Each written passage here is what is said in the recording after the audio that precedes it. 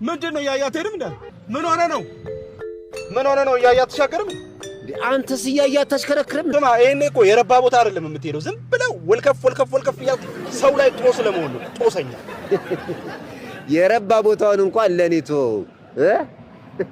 ስማ ሲያዩ የራስ መኪና ይመስላል። አነዳድ ምን ክላክስ አደራረግ አይደህነት መጮ ብቻ ጩኸት እኔ ይኸው ንብረቴን አንጡራ ሀብቴን መኪናዬን ያሳስኩን ነበር። አንተ ምን ልታሲዝ ነው ወይስ የምትመካበትን ዜብራ ልታሲዝ ነው?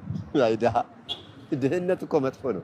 ንብረቴን ትላለህ የሳምቡሳ ዋጋ ይዘህ ስንት ገቡ ግን እነዚህ መኪኖች? እስቲ አሁን እላው ላይ ልክፈልበት። አንዴ ወርደሃል ከመኪናው ተመልሰህ አገባም አይኔ እያየ እኔ ግርም የሚለኝ ግን ቆይ እኛስ እንደው እንቋቋመዋለን እንደው ሀብቱም ስላለን እናንተ እግረኞች ግን ቆይ እንዴት ነው የምትኖሩት? እኔ እኮ አንዳንዴ ግርም ይለኛል ስለናንተ ሳስብ።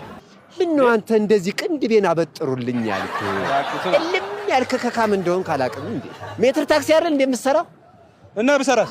ና የጠየከኝን ከፍላለሁ። ና አድርሰኝ። ግባ ሂድ ግባ እንደወጣ ግን ገንዘብ ይዘሃል አይደል? ይኸው በኋላ እዛ ከደረስኩ በኋላ የልጆች አባት ነኝ ምናምን ብትል አልሰማህም። ጃኬትን ነው ማስወልቅ። ይኸው ሸሚዝን ማስወልቅ በባዶ ነው የምሰጥህ። የነግሬሃለሁ። የት ነው የምትሄደው?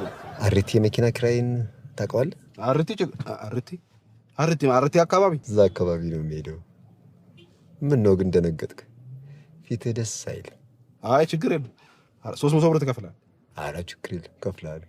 ሂሳብ ውስጥ እንጂ ምንም ጨቃጨቀኝ እሰጥሃለሁ። ችግር የለም።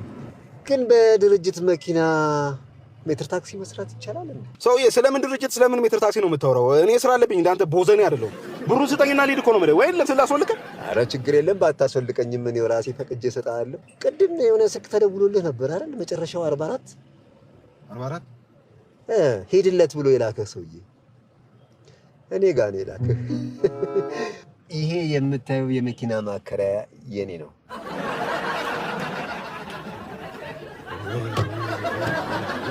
ተበላው። ይሄ ድርጅት ያንተ ነው? አዎ የኔና የኔ ነው። አሁን 300 ብርህን ከኔ መልቀቂያውን ደግሞ ከድርጅቱ መጥተህ አሁን ቁልፍ ነው። ይሄ ሜትር ታክሲ አይሰራበትም። ወይኔ